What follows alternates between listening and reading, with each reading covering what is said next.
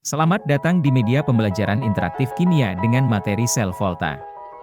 Salam kimia, satu fase, satu reaksi, satu ikatan, semangat! Adapun tujuan pembelajaran dalam media ini yaitu, 1. Peserta didik akan mampu merancang sel volta dan sel elektrolisis, menggambarkan komponen dari tiap sel, dan menuliskan reaksi kimia yang terjadi. 2. Peserta didik juga akan mampu membandingkan reaktivitas logam berdasarkan potensial elektroda standar dan memprediksi reaksi elektrokimia spontan. 3. Peserta didik juga akan memahami aplikasi sel elektrokimia dalam kehidupan sehari-hari. Anda pasti pernah menggunakan baterai atau aki dalam kehidupan sehari-hari.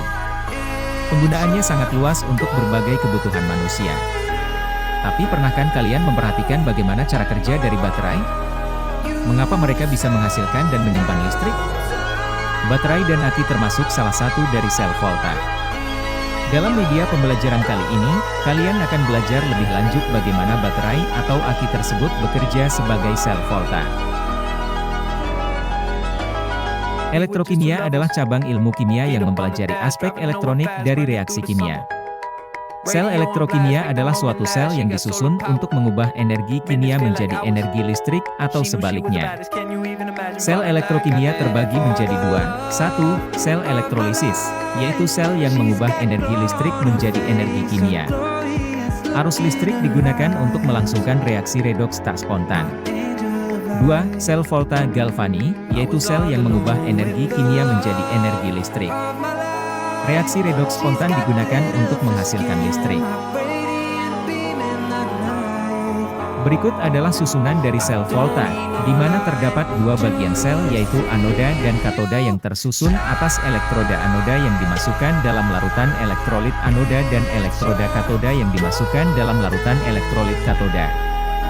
Kedua bagian ini dihubungkan oleh jembatan garam dan antar elektroda dihubungkan oleh kabel yang tersambung dengan voltmeter.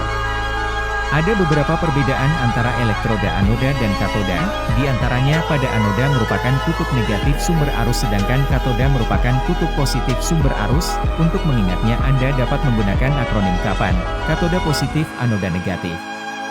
Kemudian pada anoda mengalami proses reaksi oksidasi sedangkan pada katoda terjadi reaksi reduksi, sehingga pada anoda terjadi pelepasan elektron dan katoda menerima elektron.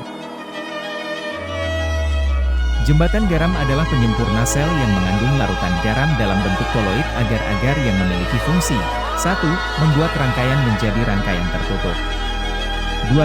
Menyeimbangkan muatan elektrolit dengan memberi ion positif atau negatif. Cara kerja sel volta adalah sebagai berikut, contohnya anoda M tercelup pada Ma, katoda N tercelup pada Nb. 1. Anoda teroksidasi menjadi semakin tipis, karena berubah menjadi ion yang larut dalam elektrolit anoda. Elektroda M akan terdoksidasi menjadi Mx+ dan sejumlah X elektron, hal ini menyebabkan anoda kelebihan ion positif. 2. Elektron yang dilepas bergerak ke katoda melalui kawat penghantar. 3. Katoda tereduksi menjadi menebal, mengendap, karena ion logam dari elektrolit katoda menerima elektron. Ion Ny+ yang ada pada larutan akan menerima sejumlah elektron sebanyak Y sehingga akan mengendap sebagai N. Hal ini menyebabkan katoda kelebihan ion negatif. 4.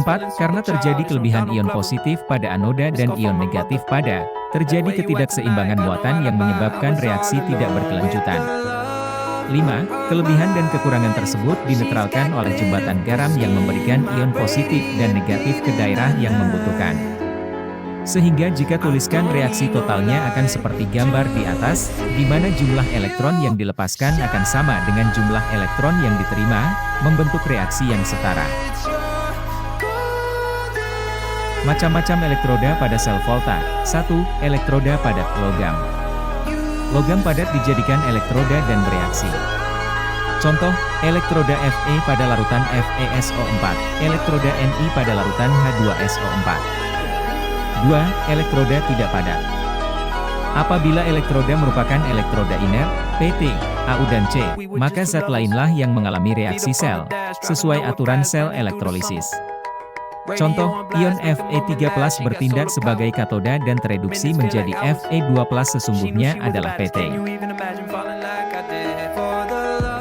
Diagram sel volta adalah notasi singkat yang menggambarkan terjadinya reaksi pada sel volta. Diagram sel volta dengan elektroda padat, reaksi sel, elektroda padat. Pada sel volta terjadi reaksi senyawa A direkasikan dengan larutan BX+ menjadi larutan Ay+ dan endapan B, maka penulisan diagram selnya dituliskan sesuai pada bagan di samping. Pada suatu sel volta, anoda besi tercelup pada FeSO4, katoda nikel tercelup pada NiSO4. Bagaimana reaksi sel dan diagram selnya? Jawabnya adalah sebagai berikut. Pada kutub anoda terjadi oksidasi Fe menjadi Fe2+ dan melepaskan 2 elektron, sedangkan pada kutub katoda terjadi reduksi Ni2+ dengan menerima 2 elektron menjadi endapan Ni, maka diagram sel voltanya adalah Fe2+ dan Ni2+ Ni sesuai bagan. Untuk diagram sel volta dengan elektroda tidak padat dituliskan pada bagan di samping. Contoh, pada suatu sel volta, anoda PT tercelup pada H2SO4, katoda PT tercelup pada C03, 4 kali. Buatlah reaksi sel dan diagram selnya. Jawab, karena elektroda inert, maka aturan reaksi mengikuti aturan sel elektrolisis, sehingga penyelesaiannya sesuai reaksi sel volta di samping dan penulisan diagram selnya. Makna diagram sel volta. 1. Tanda garis 1 menyatakan reaksi yang terjadi pada elektroda. 2. Tanda garis 2 menyatakan jembatan garam. Pada diagram sel volta, koefisien reaksi sel tidak berpengaruh.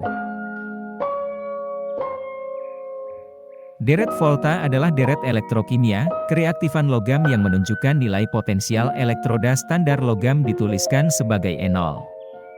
Reaksi pendesakan adalah reaksi di mana suatu logam mendesak tempat ion logam lain dalam suatu senyawa. Reaksi pendesakan pada sel volta berlangsung apabila logam pendesak berada di sebelah kiri logam yang didesak pada deret volta. Pada sel volta, logam pendesak merupakan anoda, dan logam yang didesak merupakan katoda. Contoh, pada sel volta dengan anoda Zn yang tercelup pada ZnSO4, dan katoda Cu yang tercelup pada CuSO4, berlangsung reaksi seperti di samping. Dapat dikatakan bahwa Zn mendesak Cu2+ dari CuSO4, sehingga Zn dapat berikatan dengan SO4 2-. Potensial elektroda standar, E0, adalah ukuran besarnya kecenderungan suatu unsur untuk melepaskan atau mempertahankan elektron, diukur dalam keadaan standar. Nilai potensial elektroda mengacu pada deret volta dan dikaitkan dengan reaksi reduksi, sehingga nilainya dihitung dengan rumus E0 sama dengan E0 yang mengalami reduksi dikurangi E yang mengalami oksidasi. Sifat deret volta. 1. Makin ke kanan, logam makin mudah tereduksi, nilai E0 lebih positif. 2. Makin ke kiri, logam makin mudah teroksidasi, nilai E0 lebih negatif. Potensial sel standar, E0 sel, adalah beda potensial listrik antara anoda dan katoda pada sel volta, diukur dalam keadaan standar. Potensial sel tidak dipengaruhi koefisien reaksi. Potensial sel standar dapat dihitung dengan rumus E0 sel sama dengan E0 katoda dikurangi E0 anoda. Contoh perhitungan potensial sel. Tentukan nilai potensial sel jika anodanya adalah Zn dengan E0 sama dengan minus 0,76 volt, dan katodanya adalah Ag dengan E0 sama dengan 0,80 volt. Berarti anoda mengalami oksidasi, sehingga nilai E0 Zn harus diubah tandanya. Seusai dengan perhitungan maka didapatkan hasil E0 selnya adalah plus 1,56 volt. Nilai potensial sel menunjukkan 1. Tegangan yang dihasilkan sel. 2. Jika nilai E0 sel lebih besar dari 0, maka reaksi sel spontan atau berlangsung. 3. Jika nilai E0 sel sama dengan 0, maka reaksi sel tidak spontan atau tidak berlangsung. Reaksi sel tidak spontan terjadi karena penempatan anoda dan katoda tidak mengacu pada deret volta, sehingga E0 sel bernilai negatif. Perhatikan contoh berikut. Diketahui potensial elektroda Zn adalah minus 0,76 volt, Cu adalah plus 0,34 volt, dan Al adalah minus 1,66 volt. Tentukan kemungkinan sel volta yang dapat dibuat sehingga terjadi reaksi spontan. Kemungkinan yang dapat dibuat, E0 sel positif, sesuai pada tabel tersebut. Sel volta dapat menghasilkan energi listrik. Oleh karena itu, sel volta digunakan sebagai sumber energi alat-alat elektronik. Sel volta komersial digunakan sebagai sumber energi, terdiri dari 1. Elemen primer, yaitu sel volta yang tidak dapat diisi ulang atau sekali pakai. Contoh, baterai kering, sel Leclanché, baterai alkalin, baterai perak oksida. 2. Elemen sekunder, yaitu sel volta yang dapat diisi ulang atau tidak habis pakai. Contoh, aki, baterai nikel kadmium, baterai litium ion. Berikut adalah penerapan dari sel volta. 1. Aki biasa digunakan dalam kendaraan bermotor karena praktis, dapat diisi ulang dan tidak membutuhkan jembatan garam. Aki termasuk elemen sekunder. 2. Baterai kering sering digunakan untuk alat-alat elektronik kecil, dan tidak dapat diisi ulang. Sel Leclanché termasuk elemen primer, dan bersifat asam.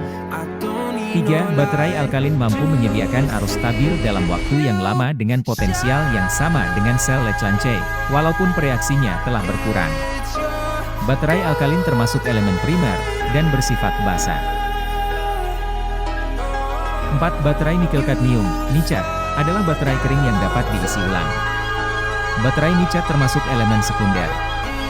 5. Baterai perak oksida atau sel kancing umumnya merupakan lempengan dan digunakan pada jam tangan, kalkulator, atau kamera. Baterai perak oksida termasuk elemen primer. 6. Baterai litium dan litium ion banyak digunakan karena menghasilkan tegangan yang lebih besar dari baterai sebelumnya. Kedua baterai ini termasuk elemen sekunder. Pada baterai litium ion, litium yang digunakan adalah dalam bentuk ion. Pada dasarnya, dalam baterai litium-ion tidak terjadi reaksi redoks. Ketika digunakan, ion litium mengalir dari anoda ke katoda lain melalui elektrolit. Ketika diisi ulang, ion litium mengalir berbalik arah. Demikian video pembelajaran kali ini, semoga dapat membantu kalian dalam memahami materi ini. Jangan lupa berlatih dan terus belajar. Terima kasih.